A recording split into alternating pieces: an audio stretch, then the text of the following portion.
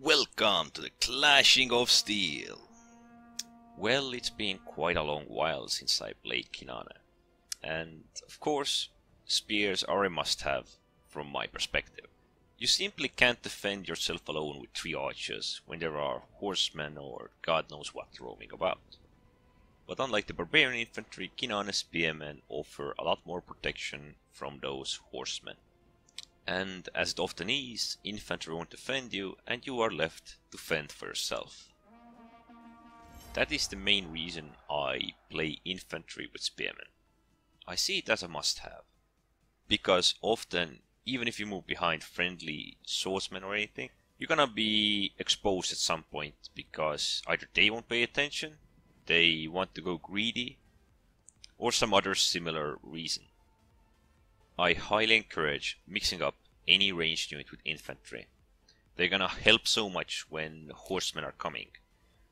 They can even seal off bottlenecks like my spearmen here. With swordsmen, it might not be that easy, but they still can be used to take the first hit from the cavalry charge. They will even give you chances to stand alone, survive long enough for someone to come to your aid. And of course, if you should get surprised by the horsemen, don't fear to send your archers into melee combat. They may be garbage at it, but at least it will give them better chances of surviving than trying to run away from horsemen who are straight after them. Another option is always to switch to a more distant target so that archers can still shoot from the melee. Oh, those light pilas. This here is just probably one of the best ways the spearmen and the archers can be utilized. Similar tactic would not be available with swordsmen, of course. There are some forms with swordsmen that can work, but spearmen just fill that role a bit better. These mixed combos also help players learn multitasking. But what actually is the key in all battles is the awareness. Idea is that you should always look behind you and to the sides. The melee fights in front of you won't change that much. Of course, some infantries will overpower others and so. This right here was just rather straightforward fight. There was no danger from behind me. Okay, there was at some point. But there isn't anymore because these horsemen who could have threatened me are fighting right now, right here. Archers can often be these units who are running around, because they're left undefended. So if you do have one unit of infantry with you, that can change quite a lot. It might help you keep your archers alive till the very end of the game, or it just might help you block out the charges. Or perhaps it will just force your opponents to rethink their tactics against you, forcing them to deal with you or to pick another target or set another priority. I have seen so many archer players die just because they have chosen to play all 3 units of archers. Sometimes it's right in the beginning of the game where they go offensive and get hammered right away. Other times they cannot be defended because the infantry is engaged. There are so many situations where this one extra unit of infantry can just pay off. Yes, 3 archer units put out significantly more damage than 2 archer units. But what good do you get out of them if all 3 of those archers are just picked up by the cavalry within a snap? Of course, many players see playing combos as a big problem, because they need to level up 2 different death trees. And on the count of that, one of the death trees will fall behind, while the other one will surpass. There are many combos and many reasons why a lot of players don't play them. Main one being that it is easier to play all 3 units of the same type, you'll progress the same way. There was a time when I loved to play swordsmen and javelins. It could work in marvelous ways and damage inflicted was just huge. Although I was able to delay these swordsmen and suffered some damage to my spearmen for it, this is something that can often happen when you play a combo, especially with the ranged units. The defensive unit will suffer too much and eventually you'll still be left alone. But what is important is that the spear units bought me time, helped me weaken the swordsmen, and the trade-off value was rather remarkable.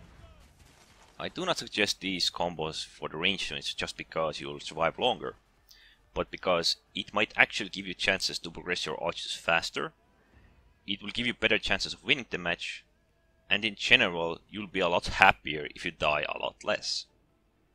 Yes, there may be a problem leveling up your spearmen, but the matches you play, you'll feel a lot better knowing that you can defend yourself, knowing that you don't need to rely upon any infantry who will most likely fail anyway. I mean, you still rely on them, but not so heavily as you would with 3 archer units, or with ranged units in general.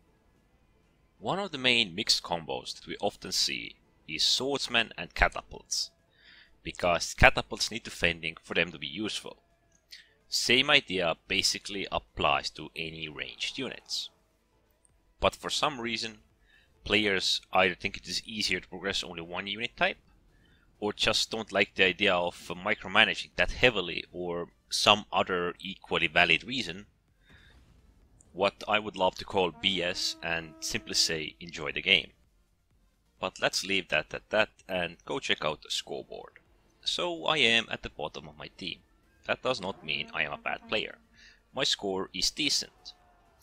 I did some offense, some defense, some support and some decapping. When you take a look at the javelins, slingers or the catapults, you'll see that their score is heavily based around decapping. Let's also take a comparison from this. There are 2 archers in my team. I am playing with 1 spear unit, and the better one, or the one playing with 3 archer units, has slightly better score than I have.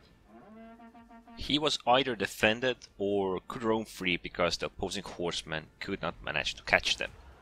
Also, seeing how the opposing horsemen played out, it didn't surprise me. And of course the opposing Germanicus, whom I fought against, got a lot of defense score. He has little offense, some support and, well, some capping as well. But the idea was that he basically earned nothing out of it. Only thing he got was defense score. And all the other values that he got out of it when he tried to fight against me are pretty much meaningless. Based upon this scoreboard, I can say that my team did at minimum decent, and I was that minimum. At least every last one of us managed to do something, so we did not lose that much compared to the opponents. So this was pretty much it. I highly suggest playing mixed combos. You might not be at the top of the scoreboard, you might be at the bottom like I was, but at least you have better chance of surviving and perhaps even flipping the match around. Anyways, don't forget to subscribe and thanks for watching.